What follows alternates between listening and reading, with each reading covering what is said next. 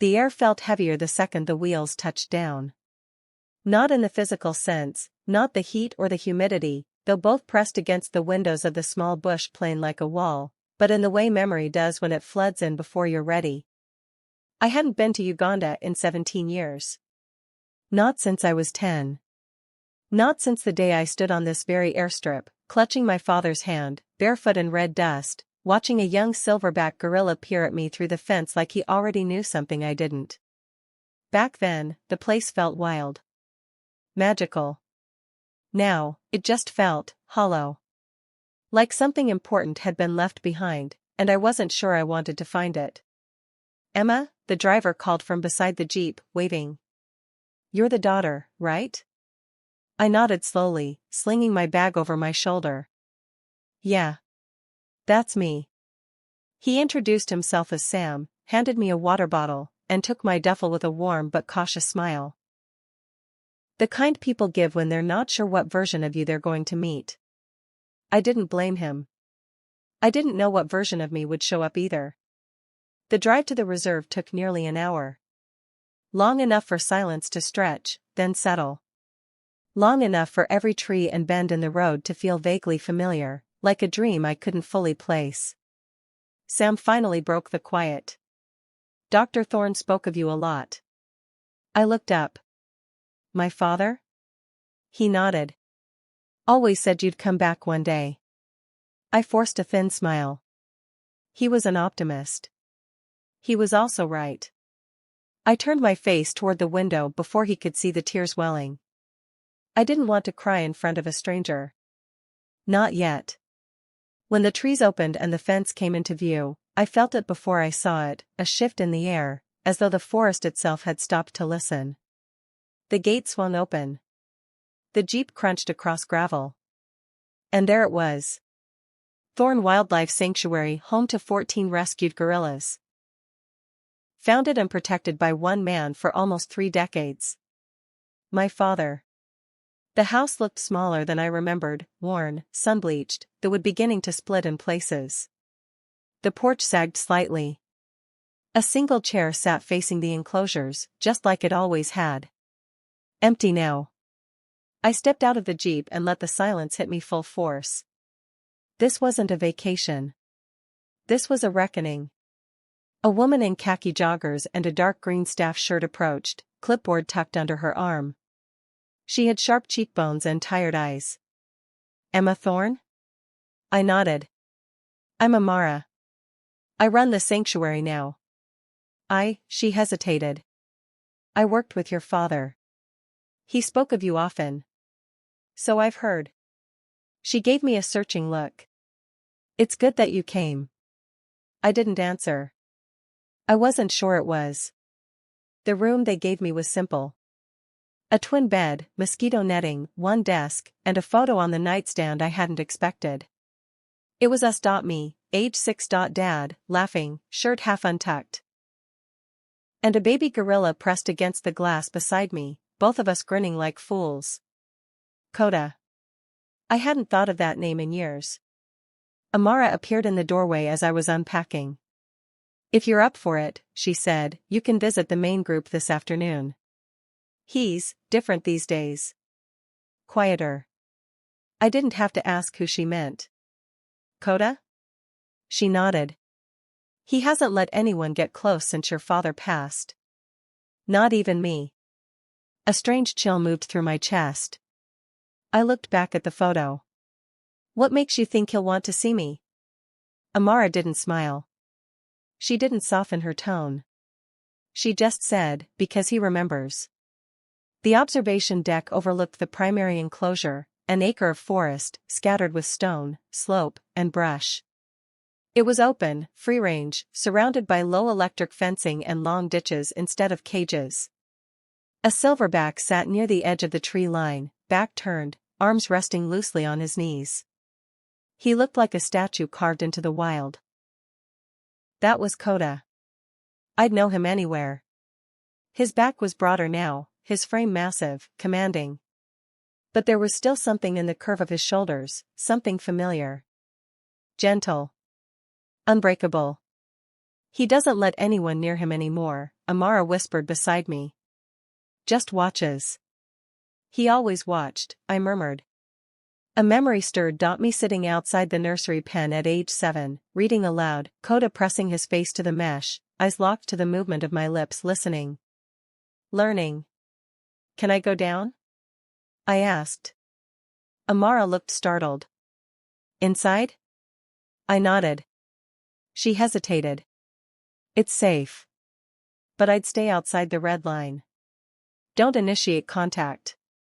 I won't.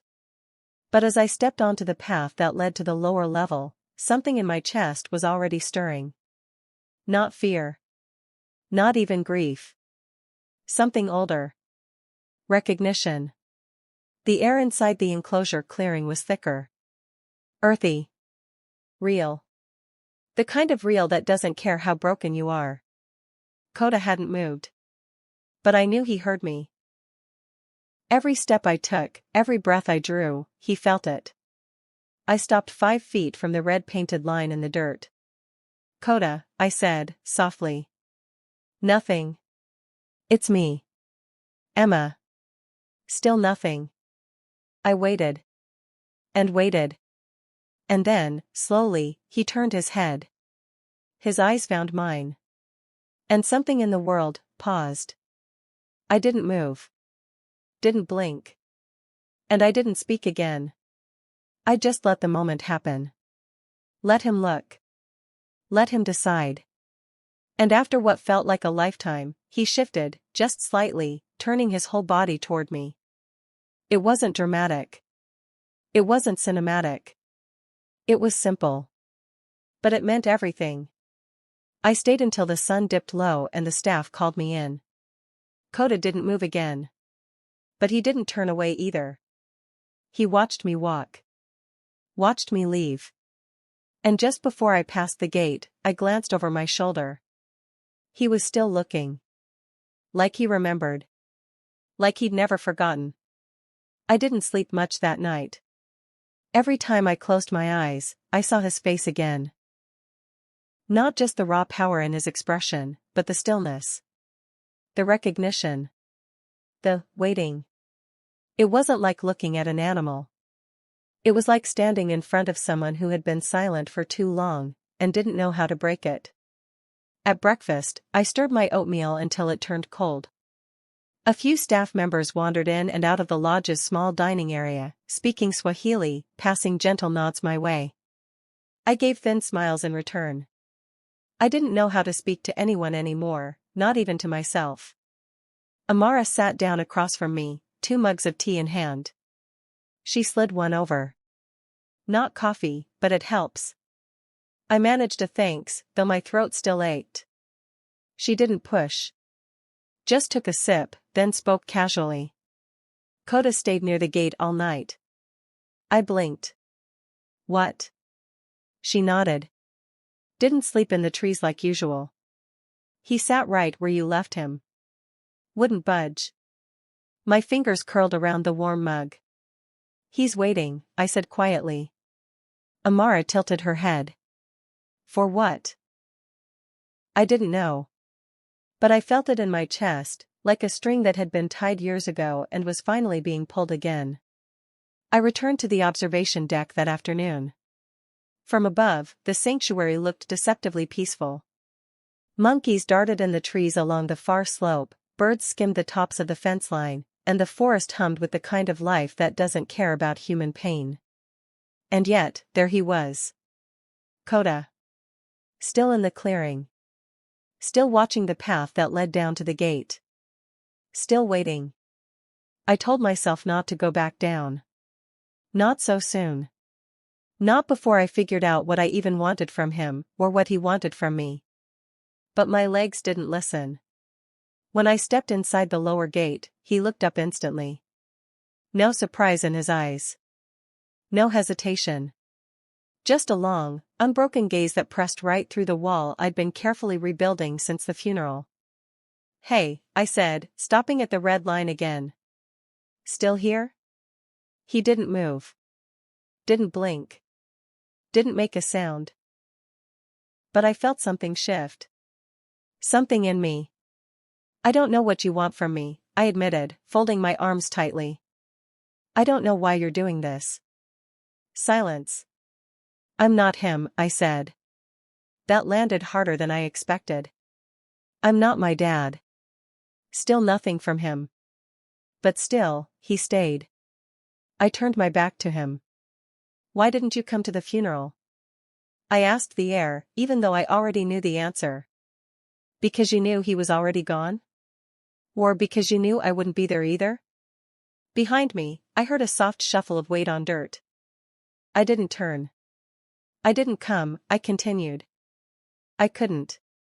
I was halfway across the world, and I told myself that a video call and a few signatures were enough. That the foundation would take care of things. That you didn't need me. My throat tightened. But maybe I just didn't want to need you. The sound came then, not loud, not aggressive. Just a low, rolling grunt. Like a breath filled with memory. I turned. Kota had moved closer. Not much. Just a few feet. But it was the first time he'd crossed his own boundary. I knelt at the red line and rested my hand on the dirt. He didn't flinch. Didn't charge. Didn't retreat. You look just like him, I whispered. Older now, sure. But the same eyes. Same stillness. Kota lowered himself onto one arm, his other resting across his knee, his chest rising and falling like a slow tide. I remember when he brought you here, I said. You were tiny. Scared. He stayed up all night in the nursery with you for weeks. Slept in the corner with his back against the wall so you wouldn't feel alone. Kota's gaze didn't leave mine. And I used to sneak in and read to you through the glass. You'd press your hands against it, like you were trying to hold the words. He huffed softly, almost a sigh.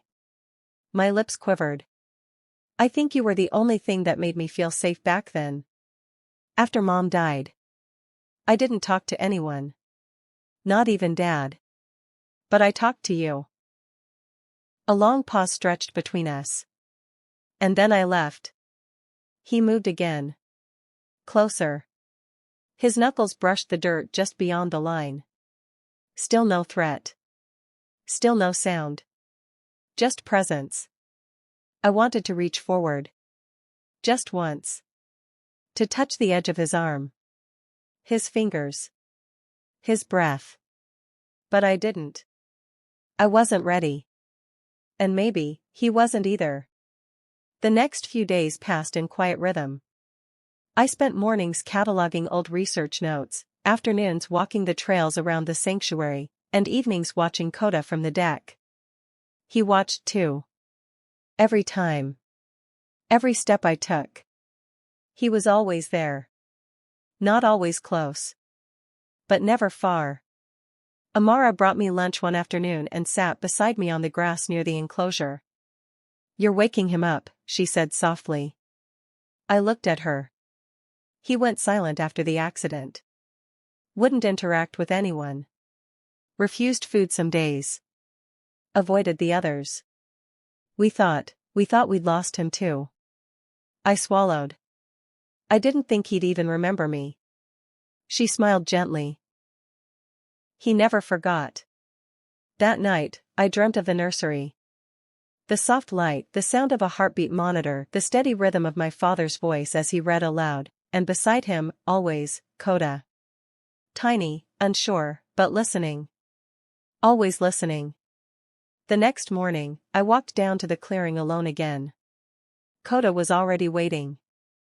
I stopped just inside the gate, hands in my pockets. Can I tell you something? He looked at me. Not just looked, saw. I took a breath. I'm scared to get close again. To anything. Anyone. Because every time I do, I lose them. A bird called in the trees above us. But I think, maybe it's worse to never get close at all. He stood. Slowly. Deliberately.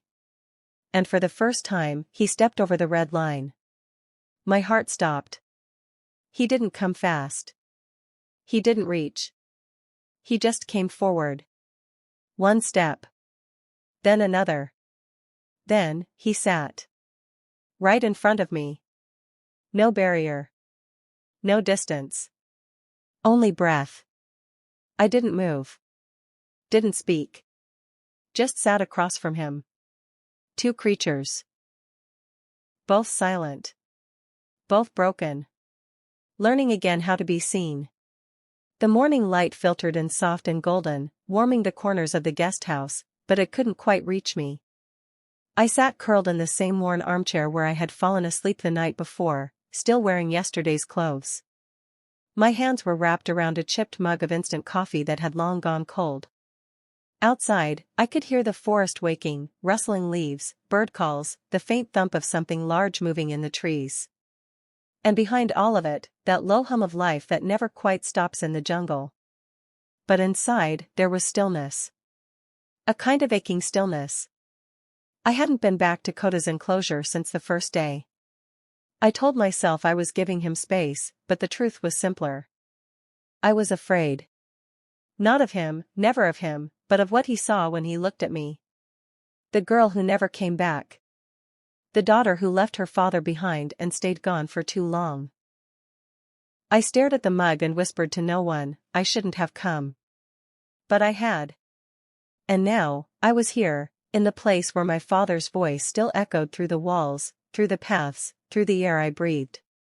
And Kota was here, too. Maybe that was why I got up. I didn't make a plan, didn't change clothes, didn't even finish the coffee. I just walked, through the narrow paths, past the storage huts and empty cages, past the banana trees bending in the heat, until I reached the edge of his enclosure. He was already there. Sitting in the shade of the large fig tree in the far corner, still and unmoving, as if carved from the earth itself. His eyes met mine immediately. No hesitation. No blink. He saw me before I had even fully stepped through the gate into the outer area. My feet froze. My heart thudded painfully once, then again. I didn't know if I should step forward or turn around. It was him who decided. With a slow, deliberate motion, Kota rose to his full, towering height and began to move toward me.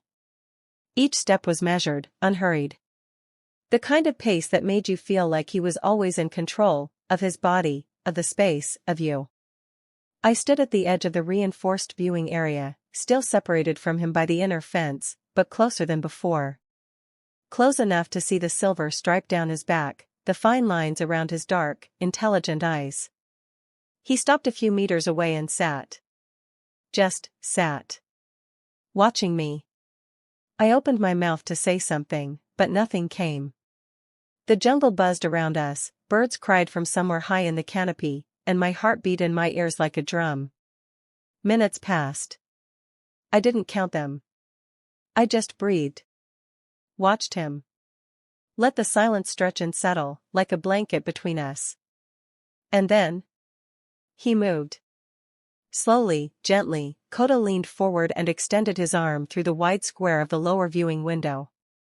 His hand, large, black, calloused, rested palm up on the ground just inches from where I stood. I didn't move at first. My breath caught, my eyes wide. My body felt frozen, like if I twitched, I'd shatter this fragile, impossible moment. His hand stayed there. Open. Waiting. I sank to my knees slowly, not taking my eyes off his. There was no threat in him, no pressure. Just a quiet invitation. Tentatively, I reached out. My hand hovered above his. I noticed the old scar across his thumb, the one Dad used to talk about, the one he got as a baby from something sharp in the transport crate. My fingers trembled. And then, I let them fall into his. Our skin didn't match. His was leathery, thick, lined like bark. Mine was pale, trembling, human. But when our hands touched, something shifted. I can't explain it. Not in words. It wasn't just memory. It wasn't just recognition. It was like he had been holding something, for years, and finally, he was letting me carry a piece of it. His fingers curled ever so slightly. Not holding me captive. Not gripping. Just anchoring. And I didn't pull away. A sound escaped me then, not a sob, not quite. Just a sharp breath, like something had broken inside and was finally able to breathe again. Tears rose to my eyes before I could stop them. I didn't want to cry. Not in front of him. But Kota didn't flinch. Didn't look away. His gaze stayed on mine, steady and impossibly calm. "I'm sorry," I whispered. My voice cracked. "I should have come sooner." He blinked. Just once. A slow, deliberate blink. "I missed him every day," I said, and my voice wavered again. I didn't know how to come back. I didn't know who I was without him. Koda didn't speak, of course. But he didn't have to. His hand in mine, his presence, the steadiness of him, it said everything. That I wasn't alone in missing my father, that someone else remembered him not just with stories or pictures, but in movement, in muscle memory, in breath. That something of my father was still here. In Kota. In this place. I stayed like that, crouched on the ground, hand in his, for what felt like forever. Eventually, my legs began to cramp. I shifted slightly, and his fingers relaxed, letting go as gently as he'd held on. But I didn't feel released. I felt grounded. When I stood, he didn't move away. He simply lowered his arm and sat back on his haunches, watching me. I took a step back, my hands still tingling. "I'll come tomorrow," I said quietly. "If that's okay." No reaction, of course. But somehow, I felt like he understood. I turned and walked back through the winding paths, through the trees, past the cracked water tanks and the banana crates. The air felt lighter. The light warmer. And for the first time since I arrived, I didn't feel like a stranger here. That night, I found an old photo tucked behind a dusty box in my father's office. It showed me, maybe 6 years old, holding a baby Koda in my lap, both of us laughing. Well, I was laughing. Koda was chewing on a piece of mango and staring into the camera like it annoyed him. I smiled for real. Not the tight-lipped, polite kind I'd been practicing for days. A real one. I placed the photo on the desk beside me and looked out the window into the moonlit dark. The jungle was alive with sounds, but I didn't feel unsettled anymore. I felt held. In a way I hadn't felt in a long, long time. The next morning, I woke before sunrise. For the first time since arriving at the sanctuary, I didn't feel the weight of resistance holding me in bed. I pulled on fresh clothes, cargo pants, an old t-shirt of Dad's I'd found in a drawer, and tied my hair up without thinking. My body moved without the usual hesitation. Like it already knew where it wanted to go. By the time I stepped outside, the sky was still painted in dusky blues and purples, the light just beginning to slip through the canopy. Mist clung to the underbrush, curling around tree trunks like breath. It smelled of damp soil and something alive. Something ancient. And there it was again, that pulse beneath the silence. The knowing that I wasn't alone here. I took the familiar trail past the staff quarters and toward Kota's enclosure. A monkey screeched somewhere in the distance. The sanctuary was waking slowly, and I felt like I was moving through a threshold, not into danger, but into something I hadn't let myself feel in years, belonging. I'd like that for a long time. Sometimes he would glance at the birds fluttering nearby, or rub his palm against the ground. But his gaze always returned to me. Watching. Studying. Seeing something in me I wasn't sure I could even see myself.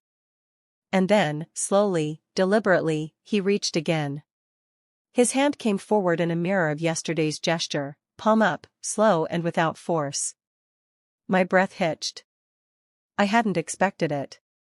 Somehow, it meant even more this time. Like he was saying, yesterday wasn't a fluke. I'm still here. I placed my hand in his again. This time, I didn't cry. There was a quiet steadiness in me now. A hum that matched the rhythm of his breathing. I sat with him, our fingers barely touching, and felt something strange stirring, not sadness, but presence. Like the broken parts of me were sitting still for once. Not trying to run, not trying to explain. Just being. After a while, he did something unexpected. He leaned closer. The movement was slow, like everything he did, grounded, intentional. His face moved toward mine, just enough to close the space between the bars. I didn't flinch. I stayed. And then, his forehead touched the edge of the enclosure. His eyes closed. I froze. It wasn't an accident. He was offering something. A gesture. A gift. In guerrilla behavior, my father once told me, a gentle head press was a sign of deep trust. Of kinship. It was rare. Especially from a silverback. Especially one with so many reasons not to trust anyone. I leaned forward and pressed my forehead gently against the mesh on my side. Metal separated us. But it didn't matter. For a breathless moment, we were closer than I had ever imagined. Something inside me softened, the last brittle piece of my heart. I hadn't even known it was still clenched until it let go. When I pulled back, his eyes opened slowly. There was no judgment there. No sadness. Just knowing. I smiled at him. A small, unguarded smile. And for the first time, I let myself speak the words I hadn't said aloud since the funeral. I miss him. He blinked slowly. He loved you so much, Kota. More than I ever really understood when I was little. My throat tightened, but I didn't cry. I think, maybe I was jealous. Of how much he gave to this place. To you. I didn't get it. I was a kid, and I wanted him to come home. To just be normal. Kota shifted slightly, his massive hand still resting on the ground. I left, I said. And when he died, I thought I had no right to come back. Kota let out a soft grunt, low and deep, but not aggressive. More like acknowledgement. But he never stopped talking about you, I added, my voice quieter now. Even when we barely spoke, he still sent me photos. Told me you were growing into something extraordinary. Kota looked down at the ground for a moment, then back at me. And I could have sworn, just for a second, that something flickered in his eyes. A glimmer. Not of understanding in the human sense, but of deep-rooted memory. Of presence. Of him. We stayed like that until a breeze picked up through the trees, rustling leaves and stirring dust. The spell wasn't broken, just gently shifted. When I stood to leave, Kota didn't follow. He simply watched me, steady and calm. I'll come back tomorrow, I said, not as a promise this time, but as something closer to truth. As I turned and walked away, I didn't feel the emptiness I had felt before. I didn't feel lost. I felt like I was walking away from something sacred, not because it was over, but because it had begun. Back at the guest house, I dug through my father's old journals. I found pages and pages of notes on Koda, detailed, handwritten lines about behavior, diet, patterns, vocalizations. But in the margins, there were other notes. Small ones. He looked at Emma today like he remembered her. I think he misses her. There's a calm in him when she's nearby. As if some part of her stayed here. I pressed my palm to the page and exhaled. He had known. All along, my father had seen something in Koda, something that reached back toward me, even when I wasn't here. A tether I hadn't noticed until now. That night, I sat outside on the porch, listening to the symphony of insects and distant animal calls. The sky above was scattered with stars, wild and bright and endless. And I thought about how close Koda had come today. How carefully, how gently. How he'd waited for me to be ready. There was a lesson in that, wasn't there? Trust doesn't demand. It waits. It reaches, and then stays. I placed my hand over my heart, and whispered, "Thank you." Not just to Koda. But to Dad. For leaving me this. For not protecting me from the pain. For letting me come to it in my own time. Because sometimes, love doesn't pull you in, sometimes, it just waits for you to return. It started with a tremor. Barely noticeable at first. Just a subtle vibration underfoot, like the ground was stretching in its sleep. I had just left Koda's enclosure after another silent, powerful morning together. He hadn't reached for me that time. He'd simply stood at the bars, watching me with the kind of stillness that said, "You're safe here. Go on now." So I had. Reluctantly, but gratefully. But halfway back to the main path, the earth pulsed again. This time stronger. I paused, frowning. Leaves rustled in ways they shouldn't have. Birds cried sharply and scattered. And then the radios crackled to life. "Emma, do you copy?" It was Joseph, one of the two remaining longtime staff members. He rarely used the comms unless something was wrong. "I'm here," I said, clicking the handheld radio on. "What's going on?" There was a pause. Static. Then, Gate 3. The storm 2 nights ago must have weakened the fence line. One of the trees came down and Kota's outer enclosure is compromised. I stopped breathing. "What do you mean compromised?" "Part of the outer wall collapsed." "He's not out, not yet, but he's close." And agitated. The words barely landed before I was moving. My boots pounded the uneven trail, vines slapping against my legs, breath coming fast. I didn't think, there was no time. The sanctuary had procedures, of course. Emergency plans, tranquilizer protocols. But I knew them all too well. By the time anyone reacted, he'd react too. And if Kota panicked, the outer perimeter of his habitat loomed into view, or what was left of it. A section of the mesh had indeed buckled under a fallen tree. Steel cables dangled like broken limbs. Part of the inner gate was dented inward. 2 staff members hovered nearby, armed with radios and tension in every muscle. "Don't go in," one of them called as I approached. "He's too close to the breach." I didn't answer. My heart beat in my throat. And then I saw him. Kota stood just inside the broken section, not trying to escape, not raging. But alert. Breathing heavy. His massive chest rose and fell like a bellows. His gaze flicked to me the moment I appeared. Time slowed. There were 10 meters between us. A broken world in between. He took one step forward. The staff raised their voices. One reached for the tranq gun. "No." I shouted. "Don't.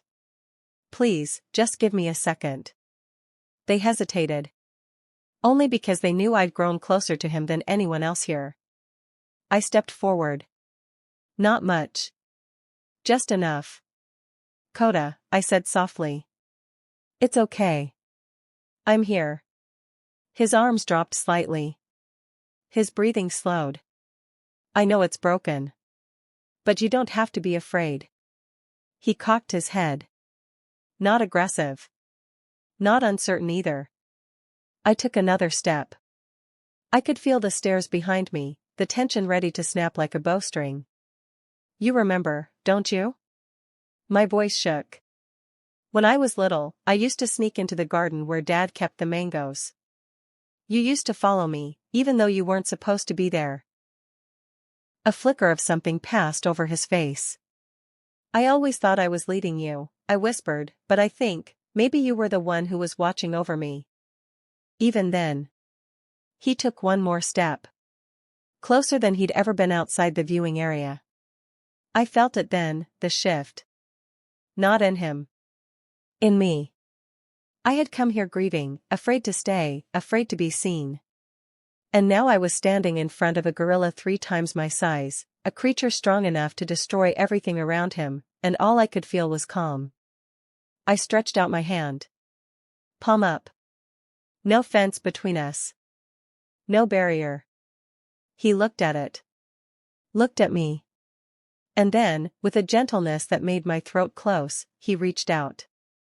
Just like that first morning. Only this time, it wasn't through mesh or steel. It was open air. Bare skin. Trust. His fingers brushed mine. Held. Not tightly. But firmly. A hum filled my chest. Like something had been waiting for this moment. Not just between us, but in me. Behind me, someone whispered, "She's touching him." But I barely heard it. I looked into Koda's eyes and said, "You're free, Kota. But I don't think you want to run." He didn't move. He just breathed. And then, he let go. Not abruptly. But with intention. As if to say, I could stay. I could go. But I'll choose. And I'll choose peace. Slowly, he turned back toward the center of the enclosure. Toward the familiar paths, the fig tree, the place where he had always been. He walked. Calm. Steady. Unafraid. And then, he stopped at the edge of the tree line. Just before disappearing into the brush, he turned his head and looked back.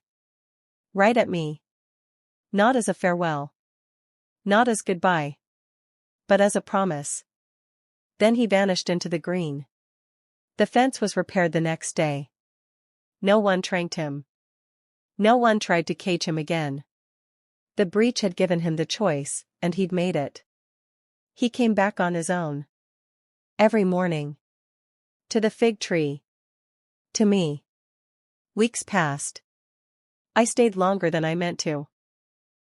I began helping with repairs, organizing my father's notes, clearing out old paths. Joseph eventually stopped asking when I planned to leave. Because I didn't. Not right away.